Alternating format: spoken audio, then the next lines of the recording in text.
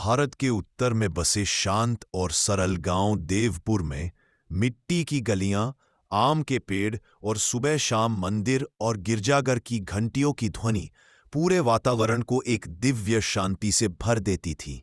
इस गांव के लोग साधारण थे, पर दिल के धनी और प्रभु के प्रति अगाध श्रद्धा रखने वाले। इसी गांव में एक ईमानदार पर अत्यंत निर्धन बढ़ई रहता था। उसका नाम था दाविद। लकड़ी के खिलौने, छोटी मेजें और दरवाजे बनाकर वह अपनी रोजी चलाता था। उसके परिवार में उसकी पत्नी मिरियम और एक छोटी बेटी थी, करुणा। यही करुणा उनकी आंखों का तारा थी। करुणा का जन्म बड़ी कठिनाई से हुआ था। वह एक दुर्लभ रोग से पीड़ित थी। उसके पैरों में शक्ति नहीं थी। वह 3 वर्ष की हो चुकी थी, पर एक कदम भी स्वयं नहीं चल पाती थी। दाविद और मिरियम प्रतिदिन उसे गोद में उठाकर घर के बाहर बैठाते और उसे खिलौनों से खेलने देते। हर रात दाविद अपने घर में एक छोटा दीपक जलाता और प्रभु से प्रार्थना करता, हे प्रभु, तूने कहा है, मांगो और तुम्हें दिया जाएगा। मेरा विश्वास कमजोर है, पर तू तो सामर्थ्यवान है। मेरी छोटी करुणा पर दया कर। वर्ष बीतते गए, पर करुणा की स्थिति में कोई सुधार न आया। फिर भी दाविद ने कभी प्रभु से मुंह नहीं मोड़ा। गांव में अद्भुत समाचार एक दिन देवपुर में चर्चा फैल गई। गलील से आए प्रभु यीशु के एक सेवक भारत की यात्रा पर है। उन्होंने दक्षिण और पूर्व के कई स्थानों पर अद्भुत कार्य किए हैं। वे आज देवपुर पहुंचेंगे। यह सुनकर गांव में उत्साह और आशा की लहर दौड़ गई। गांव के चर्च के बाहर लोग जमा होने लगे। किसी के पास बीमार बच्चा था, कोई अपनी बीमार दादी को लाया था और कोई केवल प्रभु का वचन सुनने आया था। दाविद के मन में एक युद्ध सा चल रहा था। एक ओर उम्मीद, दूसरी ओर भय। क्या प्रभु उसकी छोटी सी बेटी पर भी दया करेंगे? क्या उसकी वर्षों की प्रार्थना का उत्तर मिलेगा? मिरियम ने उसका हाथ दबाकर कहा, दाविद, विश्वास कर। जिसे विश्वास होता है वह प्रभु के चमत्कार देखता है। दाविद ने करुणा को उठाया, उसे बुदबुदाया और कहा, आज हम प्रभु से मिलने चलेंगे, बेटी। सेवक का आगमन शाम के समय गांव के बाहर धूल उड़ी। लोगों ने देखा, सरल वस्त्रों में एक पुरुष, शांत मुख और प्रभु प्रेम से चमकती आंखों वाला, धीरे धीरे आगे बढ़ रहा था। उसके हाथ में एक साधारण लकड़ी की लाठी थी, पर उसके चेहरे पर वह तेज था जिसे शब्दों में नहीं बांधा जा सकता।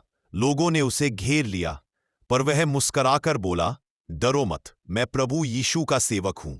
मैं यहां अपने नहीं, उनके चमत्कार लाने आया हूं। उसकी आवाज में ऐसी शांति थी कि सबसे अशांत हृदय भी पिघल जाए। वह सबकी प्रार्थनाएं सुनता, बीमारों पर हाथ रखता और प्रभु का वचन सुनाता। धीरे धीरे दाविद अपनी बेटी के साथ आगे बढ़ा, पर भीड़ बहुत थी। करुणा दाविद की गोद में शांत पड़ी थी, पर उसकी आंखें चमक रही थीं, जैसे वह खुद समझ रही हो कि कोई दिव्य घटना होने वाली है। अचानक सेवक की नजर उस पर पड़ी। वह सीधा दाविद की ओर आगे बढ़ा, मानो प्रभु ने स्वयं उसे वहां बुलाया हो। विश्वास की परीक्षा सेवक ने दाविद से पूछा, भाई, ये बालिका कौन है? दाविद के गले में रुद्ध स्वर निकला, यह मेरी बेटी है करुणा। जन्म से ही इसके पैरों में बल नहीं है। मैं बस प्रभु के सामने इसे लेकर आया हूं। मेरा मन छोटा है, पर मेरा विश्वास प्रभु की ओर देखता है। सेवक ने कोमल मुस्कान के साथ कहा, प्रभु तुम्हारी हर प्रार्थना सुनते रहे।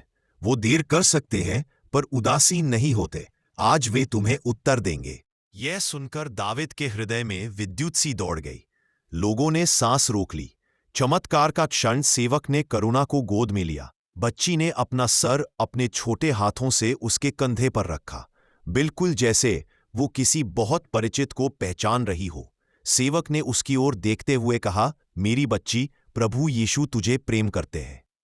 फिर उसने अपना हाथ करुणा के पैरों पर रखा और आंखें बंद कर प्रार्थना की, हे प्रभु, तूने लंगड़ों को चलाया, अंधों को दृष्टि दी और मृतकों को जीवन दिया। आज इस भारत की धरती पर इस छोटी बालिका के माध्यम से अपनी महिमा प्रकट कर इसे शक्ति दे, ताकि यह तेरे नाम की साक्षी बने। भीड़ में पूर्ण शांति छा गई। हवा तक ठहर गई। कुछ ही क्षणों में करुणा के पैरों में हलचल होने लगी। पहले हल्की सी कंपन, फिर तलवों में झुनझुनी, फिर उंगलियां हिलने लगी। दाविद की आंखें फटी रह गईं। मिरियम के होंठ कांप रहे थे। लोग अवाक देखते रहे। सेवक ने बच्ची को जमीन पर खड़ा किया। वह पहले थोड़ा डगमगाई, फिर स्थिर हुई, फिर एक कदम बढ़ाया और फिर दूसरा, फिर दौड़ पड़ी। करुणा अपनी मां की ओर भागी, पहली बार जीवन में भागी। मिरियम घुटनों के बल बैठ गई और उसे अपनी बाहों में समेट लिया। लोगों ने प्रभु की स्तुति में आवाज उठाई। कुछ रोने लगे, कुछ घुटनों पर गिर गए, कुछ आकाश की ओर हाथ उठाकर धन्यवाद देने लगे। सेवक बोला, देखो, प्रभु का सामर्थ्य भारत की मिट्टी में भी वैसा ही है जैसा गलील की पहाड़ियों में था। धन्य है वह जो विश्वास करता रहे। देवपुर में रोशनी फैलती है। उस दिन के बाद देवपुर बदल गया। जो निराश थे उनमें आशा जाग उठी। कई लोगों ने अपने जीवन प्रभु को समर्पित कर दिए। चर्च में दाविद अब जब भी अपनी बेटी को दौड़ते देखता, उसके हृदय में यही वचन गूंजता, विश्वास से बड़े पर्वत भी हट जाते हैं। करुणा बड़ी होकर गांव की छोटी सी प्रार्थना सभा में भजन गाने लगी। जब भी कोई बीमार या टूटा हुआ व्यक्ति उसके पास आता, वह मुस्कराकर कहती, प्रभु यीशु ने मुझे छुआ था। जो वह मेरे लिए कर सकते हैं वह तुम्हारे लिए भी कर सकते हैं। कहानी की सीख, प्रभु का प्रेम किसी सीमा, देश या भाषा में बंद नहीं हो सकता।